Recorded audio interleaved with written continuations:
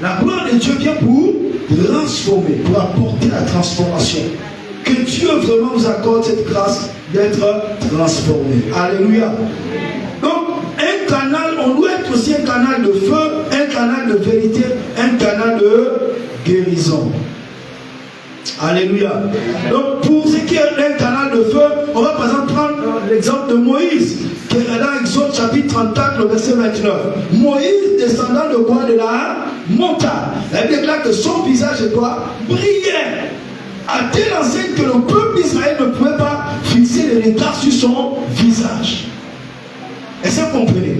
Donc ici, nous sommes appelés à porter la gloire de Dieu à une dimension très élevée. Il y a une femme aussi qui a été un canal de ce qu'on appelle l'incarnation divine. Dites l'incarnation divine. C'est Marie, dans Luc chapitre 1, le verset 39. Amen. Elle a accepté d'être la servante du Seigneur et de porter dans son sein le Messie.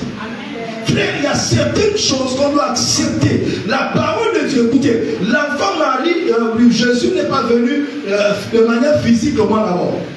C'est par une parole. Amen. Or, dans la parole de Dieu, il y a tous les ingrédients qui se trouvent dans la parole de Dieu. Amen. La parole de Dieu que tu écoutes, lorsque tu la gardes dans ton cœur, lorsque tu la penses dans ton cœur, tu acceptes de la repasser dans ton cœur, tu l'enracines dans ton cœur, elle produira du fruit. Et dans cette parole, il y a déjà tout ce que tu as déclaré pour t'amener là où Dieu voudrait te voir. Que la grâce de Dieu vraiment te soit accordée et que le Saint-Esprit t'ouvre l'esprit pour que tu comprennes la profondeur de ces choses. Amen, amen. Amen. Nous portons actuellement les grossesses. Chaque fois que tu écoutes la parole de Dieu, c'est comme une grossesse que tu portes. Mais ça ne va pas rester à l'intérieur de toi. Amen. Ça prendra le temps de maturation, ça prendra le temps de devenir, de prendre, n'est-ce pas, la place qu'il faut. Et à un moment donné, ça va sortir. De la même manière, l'enfant fait 9 mois dans le sein de sa mère. Ce que tu as reçu de Dieu là, si tu gardes cela, tu repenses cela, tu repenses cela dans ton esprit, tu enracines, à un moment donné, ça va se manifester à l'extérieur. Alléluia. Donc la parole de Dieu doit s'incarner en nous. On doit être un canal de feu comme Élie sur le mont Carmel, n'est-ce pas? Élie était monté dans 1 roi 18. Le verset 36 à 39, où il va confronter quoi? Les prophètes de Baal. Amen, amen. Un canal de feu. Frère, tu dois être un canal de feu. Sœur, tu dois être, Dieu te destine à être un canal de feu. Parce que sur la terre, tu seras confronté, n'est-ce pas, à des situations, aux sorciers, à toutes ces personnes-là. Tu dois être un canal de feu. Amen, amen. Et pour être un canal de feu, tu dois être une personne, une femme de prière. Ça nous ramène toujours à la prière. Amen, amen.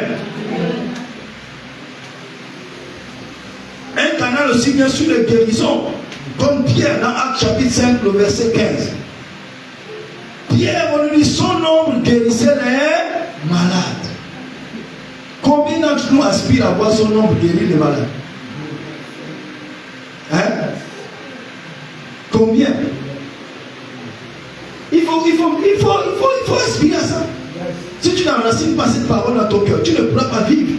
Parce qu'à un moment donné, il faut la mettre dans ton cœur et la laisser grandir, l'arroser, proclamer cela tous les jours. Donc elle est en train de grandir à un moment donné, tu passeras là, sans savoir, ton nom touche quelqu'un, la personne tombe. Ou la personne était malade, la personne est guérie. Vous passez ça bien en l'air comme ça? Non! Alléluia! Amen. Donc c'était le cas de Pierre. Amen. Nous sommes un canal de guérison. Alléluia. Ok, permettez-moi juste de toucher le dernier point. J'aurais aimé toucher les exigences de la gloire. Les exigences de la gloire. Frère, la gloire exige. La gloire n'est pas légère. Lorsqu'on parle du mot gloire, c'est le mot kavod. Le mot kavod signifie gloire. Si tu n'es pas l'instrument ou le vase qu'il faut, la gloire, lorsqu'elle vient, elle va t'écraser. Ça, vous comprenez? Elle va te raser. Donc, et tu vas te fusionner. C'est pourquoi Jésus a dit, on ne met pas du vin nouveau dans des vieilles outres. Si toi tu es une vieille outre, une vieille nature, lorsque la gloire de Dieu descend dans ta vie, la présence de Dieu descend, le Saint-Esprit descend dans ta vie, le Saint-Esprit va venir te nuire au lieu de te faire du bien. Vous comprenez? Parce que lui, il s'appelle le Saint-Esprit. Il est saint. Lui, le Saint-Esprit ne négocie pas. Lui, il est saint. Amen, amen. C'est Jésus qui est venu verser son sang pour nous. Mais pas le Saint-Esprit. Vous comprenez? Si le Saint-Esprit vient, il se présente par sa nature déjà. Si tu es dans le péché, ça déclenche, c'est-à-dire un jugement. Est-ce que vous comprenez? Voici pourquoi on parle du Saint-Esprit. Et pour se rassurer, pourquoi il dit